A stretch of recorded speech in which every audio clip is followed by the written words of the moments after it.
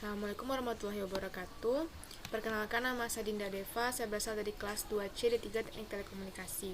Baiklah, saya akan menjelaskan jawaban tentang Hair-System. Untuk soal yang pertama yaitu jelaskan sampling dan aliasing. Jadi sampling itu adalah tahapan pertama dalam transmisi data sinyal analog yang dirubah ke digital menggunakan saklar untuk mengambil sampelnya, di mana nanti sampelnya itu akan dikirimkan ke salah satu dari mode-mode pulsa seperti PCM, PAM, PWM, dan lain-lain. Untuk MATLAB-nya yaitu sebagai berikut. Jadi pada saat sinyal informasi itu yang awalnya ini kita sampling dengan kecepatan sampling untuk mengambil sampel-sampelnya. Lalu untuk aliasing yaitu titik sampel yang sama yang jatuh itu lalu dikuantisasi ke level kuantisasi terdekatnya. Setelah dikuantisasi, maka ia akan berada di level yang sama. Hal tersebutlah yang akan menyebabkan aliasing itu terjadi. Untuk ilustrasi MATLAB-nya itu sebagai berikut. Dimana di sini suara pada frekuensi 100 Hz dan 900 Hz dengan 900 Hz dengan kecepatan sampling 1000 itu akan menghasilkan frekuensi sampling yang sama, hal nilai yang kita sebut dengan sampling aliasing. Baiklah, untuk soal nomor 2 yaitu jelaskan apa yang dimaksud dengan kuantisasi dan kenapa perlu kuantisasi. Lalu apa kaitannya dengan proses sampling? Untuk kuantisasi yaitu proses menentukan nilai dari amplitudo sampling ke dalam level kuantisasi yang terdekatnya, bertujuan untuk meminimalisir nilai sampel yang jatuh di mana saja menjadi berhingga. Dan kenapa perlu kuantisasi? Karena sampel yang jatuh pada sampling tadi kan banyak atau tak berhingga, maka dilakukanlah kuantisasi agar nilai yang jatuh tadi itu menjadi berhingga. Apa kaitannya dengan proses sampling? Jadi jika kita ingin mengkuantisasi sinyal itu, terlebih dahulu kita harus melakukan sampling. Lalu untuk ilustrasi MATLAB-nya sebagai berikut.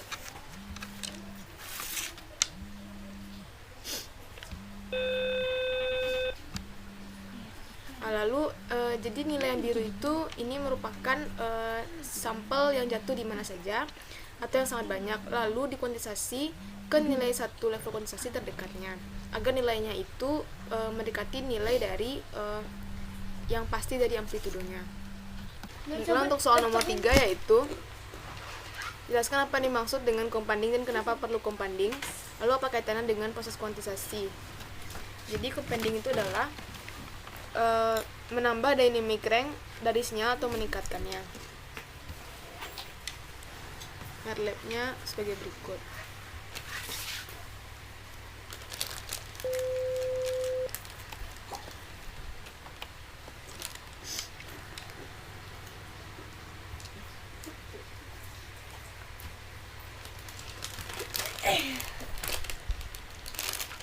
Lalu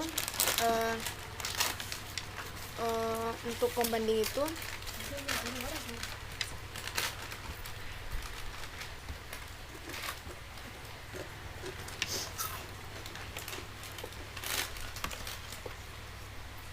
pada figur nomor 3 itu adalah sinyal yang telah di expanding. Lalu figur nomor 1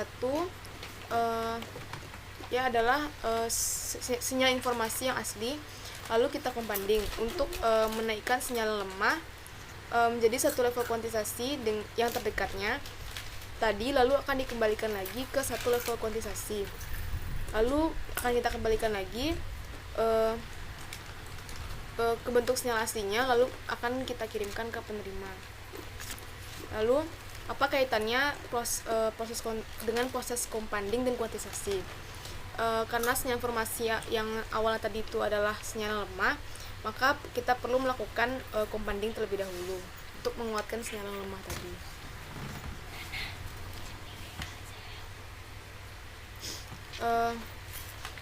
Kenapa perlu compounding?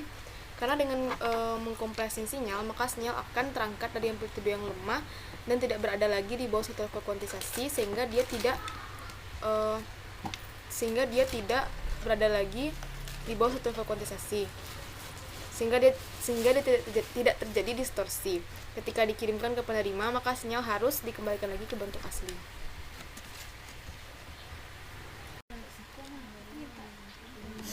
Baiklah, untuk soal nomor 4 yaitu jelaskan rumus yang digunakan untuk compounding dan expanding.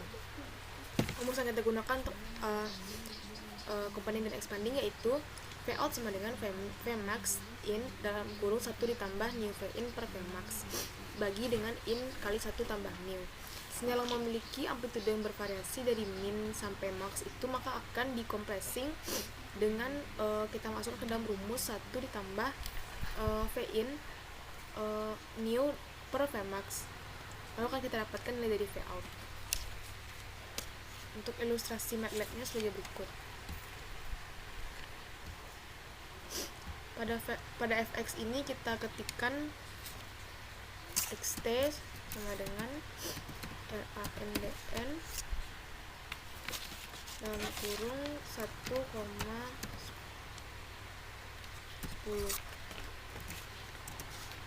maka akan kita dapatkan nilai dari hasil kuantisasinya. Lalu kita ketikkan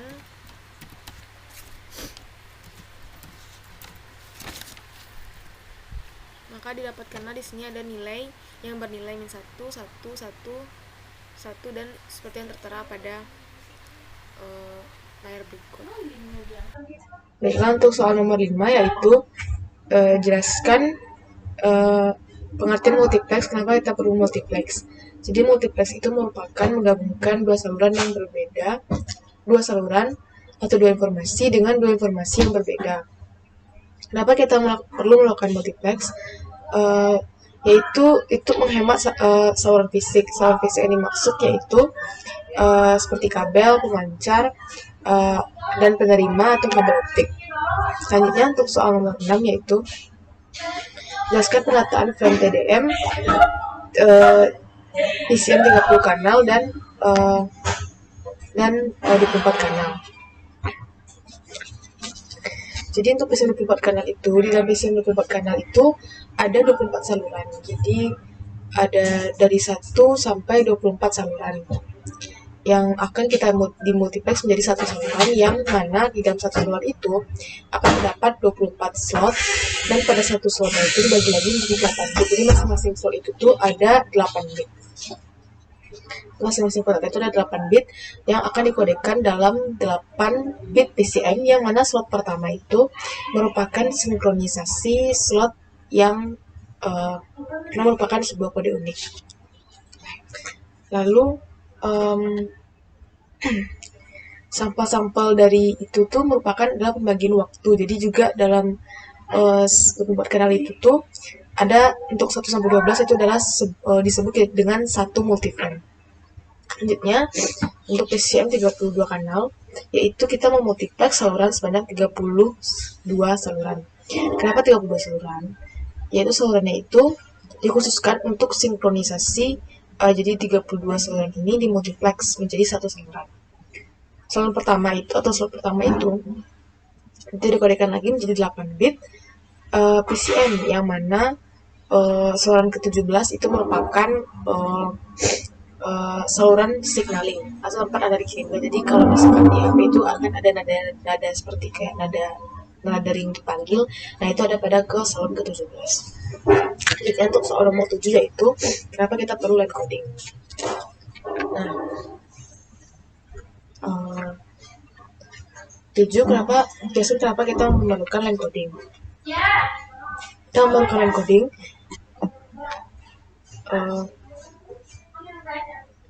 kita perlu line coding karena bentuk keluaran ADC di mana dinyatakan udah tegangan positif untuk bit 1 dan bit tegangan negatif untuk bit 0 itu kan untuk keluar dari ADC. Jadi terjadi jika urutan bit 1 atau 0 itu yang panjang. Jadi sehingga kita tidak bisa menyesuaikan atau mendeteksi ada berapa buah jumlah bit 0 atau 1 itu. Jadi yang dibawa oleh sinyal ini. Jadi kita memerlukan line coding untuk menentukan jumlah bit 1 dan bit 0 yang dibawa oleh sinyal tadi. Untuk soal nomor 8 yaitu macam-macam line coding beserta contohnya. Jadi untuk line coding itu yang pertama ada namanya adalah NRZ, yaitu keluarannya adalah dalam bentuk NRZ. Yang mana yang sama itu digabung. Lalu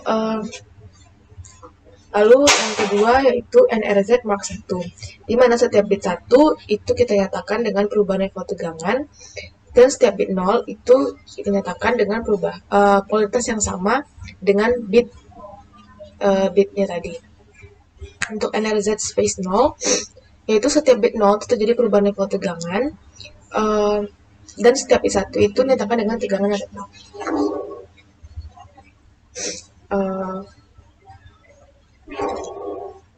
Lalu untuk RZ, setiap bit 1 itu setengah periode dinyatakan dengan tegangan positif, sedangkan untuk setengah periode lagi dinyatakan dengan tegangan negatif.